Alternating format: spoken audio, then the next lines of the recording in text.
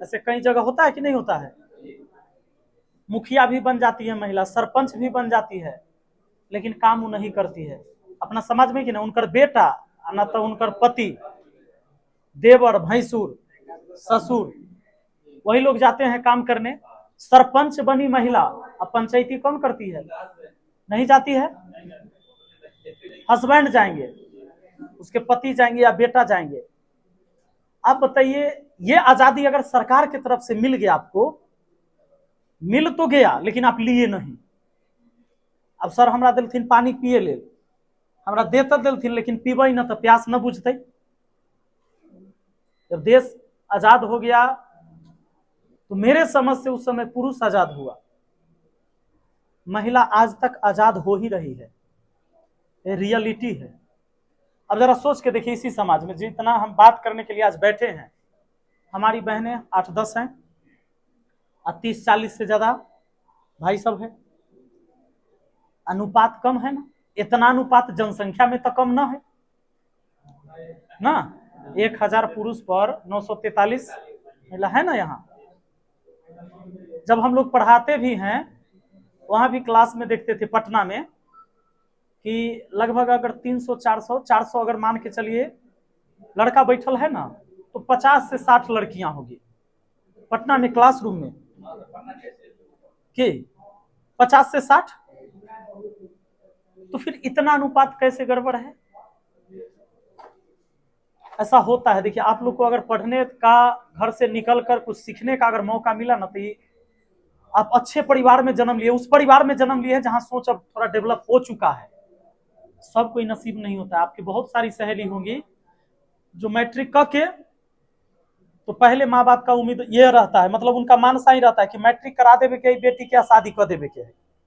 फिर हो कि अगर मैट्रिक से कुछ बच गई तो इंटर पास करा कर शादी कर देवे के है। उनका शादी लक्ष्य होता है पढ़ाने के पीछे। लेकिन जब आप पढ़ रहे हैं या कोई शादीशुदा लड़की भी पढ़ रही, किसी का फैमिली पढ़ा रहा है, तो आप उस फैमिली में गए हैं जहां आपकी फैमिली जागरूक है। या तो आप लड़के पढ़ रहे हैं या आपके लड़के आपको पढ़ाया जा रहा है जबरदस्ती। कुछ ऐसे भी होती है कि जो पढ़े ना चाहती है, वो जबरदस्ती सब पढ़ाते रहता है। यही बात है। संख्या का इतना हेर फेर कैसे है?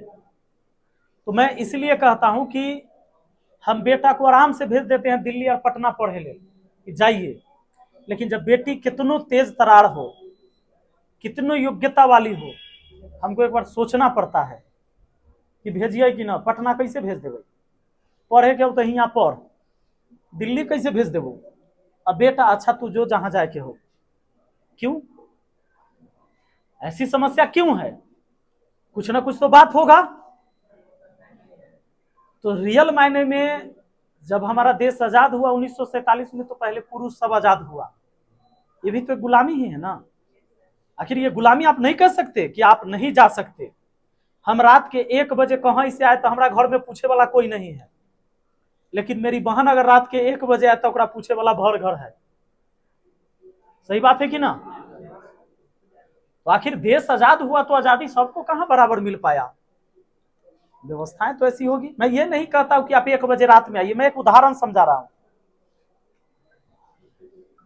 आज कोई भी चीजें, कोई भी घटनाएं हो रही है अपने देश में, अभी देख लीजिए, हत्या और बलात्कार सबसे ज्यादा। जब हमारे घर से बेटी निकलती है, 1 घंटा बाजार के लिए जाएगी, 1.5 घंटा में आएगी, तो 1-1 मिनट लोग सवाल पूछेंगे, घर के लोग भी। बेटा निकला है सुबह, रात के 12 बजे आएगा, ये सवाल पूछे वाला कोई नहीं है। अगर कोई बलात्कारी है और अगर कोई पुरुष है, तो किसी न किसी का बेटा होगा, वो किसी न किसी का उपपति जरूर होगा। होगा कि नहीं होगा? तो जब हम अपनी बेटियों से इतना सवाल पूछते हैं, अगर बेटा से भी उतने सवाल पूछना शुरू कर दें, तो शायद इस समस्या कुछ कम होगा। हम छात्र हैं। आज कल देखिए, सरकार अभी नीतीश जी हथिन, हम कोनो पार्टी विरोधी आदमी नहीं, हम तो निर्दलीय चुनाव लड़े वाला आदमी हती। जब एनडीए का है तो इंडिया वाले विरोध करेंगे, इंडिया वाले के एनडीए वाले विरोध करेंगे। लेकिन जब हम चुनाव लड़ने जा रहे हैं तो कुछ मुद्दाएं हैं जिस पर मुझे बोलना भी जरूरी है, जो सामाजिक दृष्टिकोण से समाज के लिए फायदेमंद है। जैसे आई नीतीश चाचा के पता चल ले कि डोमिसाइल जो लागू करे की है ना। TRE 1 शिक्षक भर्ती हुआ नहीं हुआ था लागू। TRE 2 मीडिया भाई साहब रिकॉर्ड करिए, बात सुनिए। TRE 2 में नहीं हुआ था लागू। TRE 3 में नहीं हुआ था लागू। TRE 4 में कलथिन की होगा लागू। इससे पहले बच्चा सब आंदोलन किया था कि नहीं, मार खाया था कि नहीं।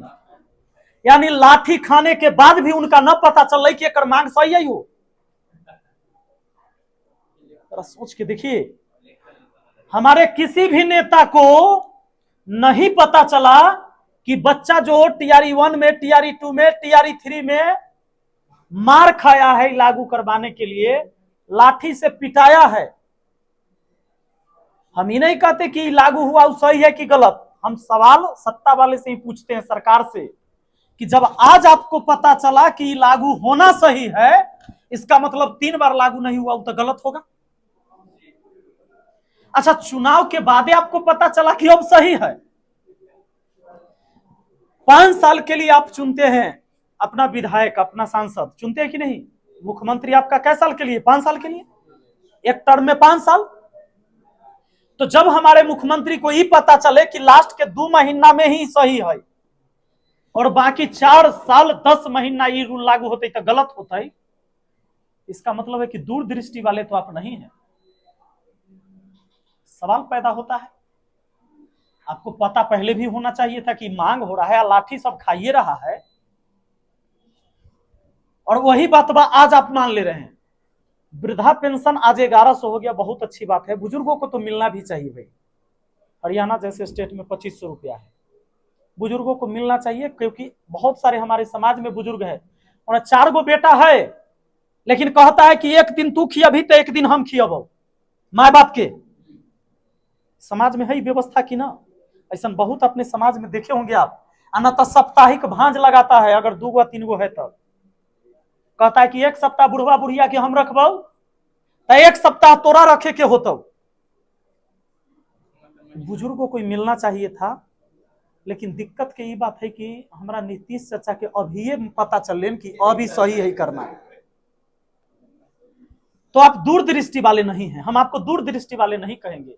यह बात अगर आज सही है तो 4 साल पहले भी सही रहता, गलत नहीं हो जाता ना।